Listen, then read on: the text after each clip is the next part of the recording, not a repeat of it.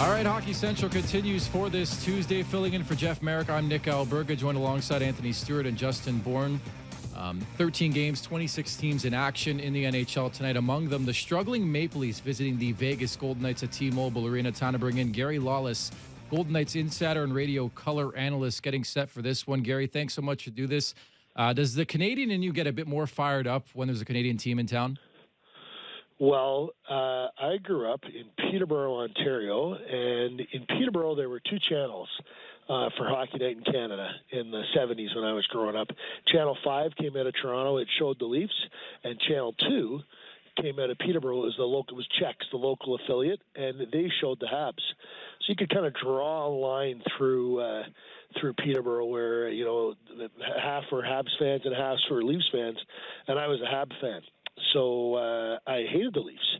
So now I don't anymore hate them, but I did as a kid. But I get very excited for Canadian matchups. Absolutely. Who would have told Gary Lawless at like 5 years of age he'd be covering the Vegas Golden Knights in the National Hockey League? I know you're a couple years into this thing. What's that experience been like for you, bud? It's been fantastic. If you had told me that at 35, at 45, I would have been. You know what I mean? No, it's been really fun. It's like I was working for another television network in Canada and had a really successful radio show and was writing columns for TSN.ca. Like my career was really kind of going along pretty good. I loved the CFL. I was doing a ton of CFL coverage, and then the phone rang and it was like, "Hey, do you want to come to Vegas?" And it's been really cool for. The team's been great. They have hired really good people. Shane Knighty, who I've known for a long time. Dave Gaucher came from the Boston Bruins. He's our play-by-play guy on television. Dan Duva came from the Syracuse Crunch. He's an emerging talent. Darren Millard, who used to work for you guys, works with us now. And obviously, the management of George McPhee and Kelly McCrimmon. It's been kind of if you were going to do this, this would be the place to do it because it's the weather's really nice and so are the people. It's been cool. Gary, before beating Vegas beating Calgary Flames 6-0 on Sunday, they lost 4 in a row. In your opinion, what do you think the problems were that led to those losses to teams with sub-500 records? Well, a lot of the things that are kind of plaguing the Leafs right now have been plaguing the Golden Knights. They don't have a win from their secondary goalie, which is kind of that at the quarter pole is not great. Their back end has been Schmidt was hurt for a while, and then he came back, and Derek Engelland's been a healthy scratch. It's they haven't moved the puck out of the defensive zone. Their exits have not been great, and then their shooting percentage has been under 9 all year long. They have not buried the puck when they've had opportunities. So a lot of little things. Everything went right against the Flames the other night, and if they can repeat that effort, they've played a couple of games like that. Like this is a talented group. They've got Paul Stastny's playing on the third line right now with talented players around them. So they have the opportunity, I think, to really kind of get rolling. But it's been a weird year. Calgary underachieving, Toronto underachieving. It's obviously New Jersey expected to be way different. It's the parity is so it adds to the stew that really kind of. Things are unpredictable. A really good team can go on a long run and not win in the NHL right now, which is it's kind of hard to decipher. So Gary, you talk about the team there being as talented as they are, and things just not really having worked out up until now, even though they did last game in Calgary. So what does this team look like in April when everything is going right? If they get all the breaks the rest of the way, what does a Vegas Golden Knights team look like, and what would their ceiling be? Well, I think first of all, I think their roster is a little incomplete. I think they have to figure out. They got to get wins from the second goalie, so they got to figure that out. Whether it's Malcolm Subban or Garrett Sparks or somebody else, right? They've got to solve that. I also think they probably need they need one more defenseman that can, like Nick Hague has really started to look good with Shea Theodore, and if that's going to turn out to be your second pairing, then I think then you have an opportunity for that to be a good pairing. I would like one other. You would like another puck-moving guy that can skate and can really help you with cracking the puck out of your own zone. But so those are things, that areas I think that probably need to be tweaked a little bit, and maybe it happens from within, because they've got a bunch of guys in the American League that Jake Bischoff. Zach Whitecloud, Dylan Coughlin. These are guys that have Jimmy Schultz. These are guys I think that probably deserve an opportunity in the NHL. With the Golden Knights at some point in time to see if they fit. But they figure those things out. This team can compete for the Western Conference Championship, I think, for sure. Yeah, I wanted to give a shout out as well to the staff in Mississauga and the Steelheads, Nick Hague and his development. He's been really, really strong so far in his rookie season. With Gary Lawless, Knights insider, of course, the Vegas Golden Knights getting set to host the Toronto Maple Leafs tonight. Talk about rookies. What have you made of Cody Glass in year one in the NHL? Cody has early on, he was playing with, he was playing with Max Pacioretty and. I can't forget who was on the other side at that time. Mark Stone, and he was, he was putting up a ton of points. He's on one of the power play units. They kind of use them equally, like whichever. There's no number one unit who's ever up at that time in terms of shift. Those guys go out there, and he's fit in really nicely. He needs to get a little stronger, and when he gets a little stronger, he's going to get a little quicker. He's got a little bit of Mark Scheifele year one in him. You know what I mean? You can see that he's thinking the game at a way faster rate than his body can get him to. He's had a bunch of chances recently, and they haven't gone. I think he's going to be a really good National Hockey League center. I think if it may happen this year, like he may kind of catch up. When you like Nick Hague, when you put him out there against NHL players, if you have the skills, you can catch up and start to do the dominant things that you do against your own peer group. Hague is starting to do that, and I think that will happen for Glass as well. But it's kind of a race between those two right now as to which is going to be the Rookie of the Year in Vegas. A lot of the talk here in Toronto has been on team toughness or lack thereof.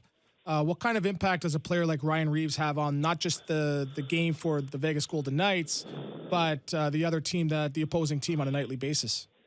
Well, Vegas hits, right? Like it's not just Ryan Reeves. Like we'll carry that fourth line. They all move pretty good, and they know their job, and it is to play very physical. Braden McNabb is a really physical defenseman as well on the back end, and you're starting to see Hague exert some of that as well. Is it a deterrent? I don't know. Like Matthew Tkachuk was pretty comfortable falling on Marc-Andre Fleury the other night, and then, but he's got Lucic, out there as well.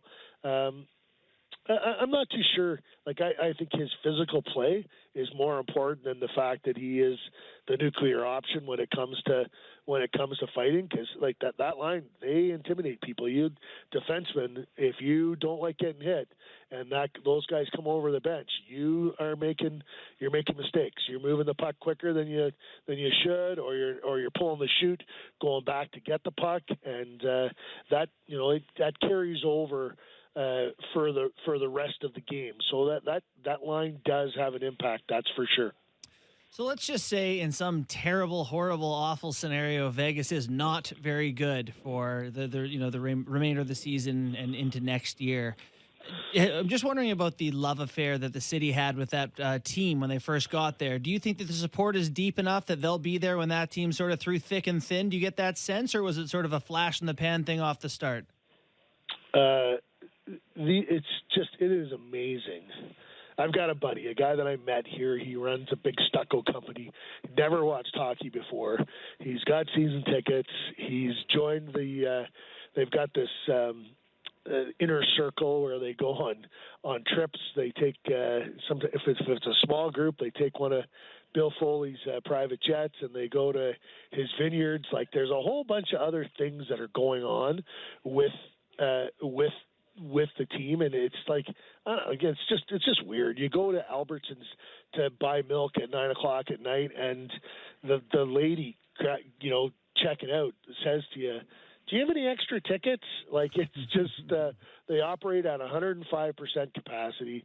The games are the best in the National Hockey League. Like, no disrespect to any other market. If you want to go to an NHL game and you want to be entertained, you have to go to a Golden Knights game in Vegas. I don't think the love affair is going to end anytime soon. And as a matter of fact, I think when the Raiders get here, I think that the disparity between the two events is going to, really kind of cement how great going to a Golden Knights game is.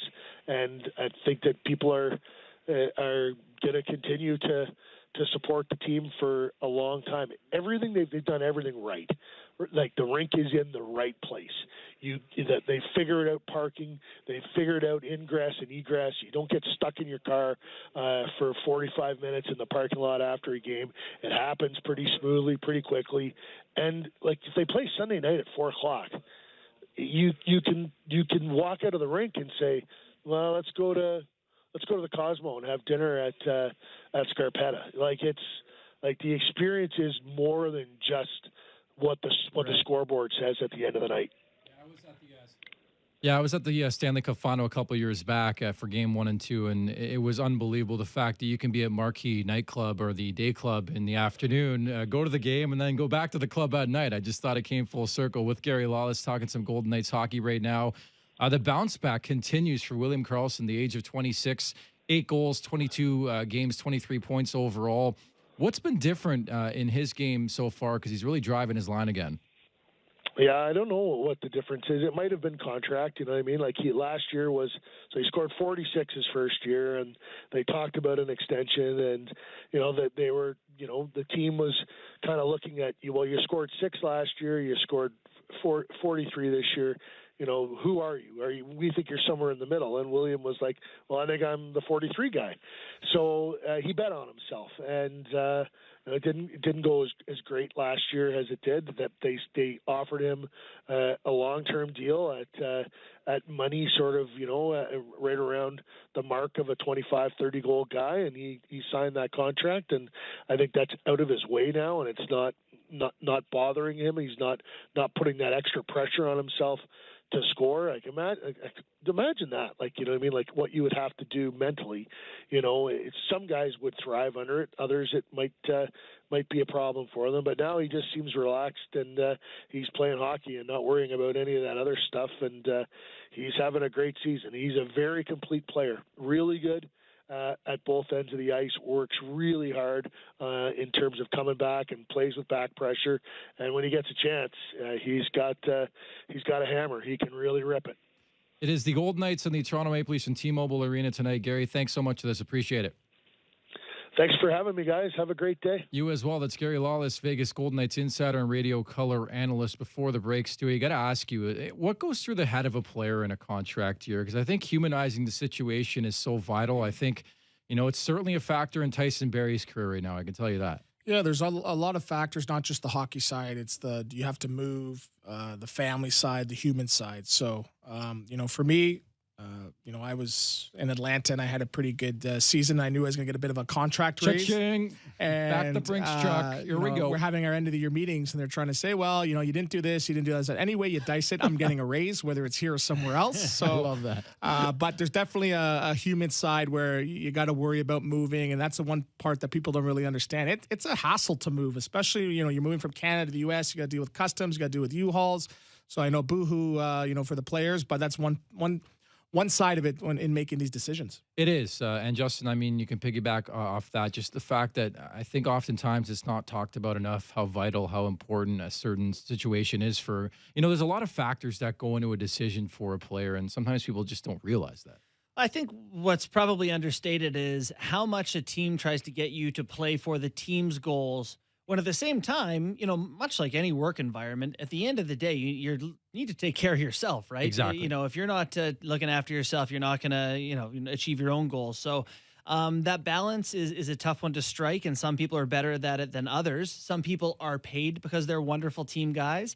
a guy like Carlson, they basically were saying, how many goals do you score? You score a lot, we'll give you a lot of money. You don't score a lot, we won't. Doesn't matter. Wins and losses were irrelevant. He'd rather have scored hat tricks and lose 6-3, in those games last year. So that is a constant battle, and every team deals with it, is how do you work for the team goal while at the same time trying to get yours? Very well said. Let's end the show on a high. The other side, final segment of the program. Can't wait to see Stewie just rip whatever the wardrobe pick is for Maddie Marchese is today. Maddie has questions. The Italian Stallion superstar producer Maddie Marchese in studio. Here to wrap things up, it's Nick Alberga, joined alongside Anthony Stewart and Justin Bourne. You're listening to Hockey Central on Sportsnet 590 The Fan, simulcast on Sportsnet 360 and the NHL Network.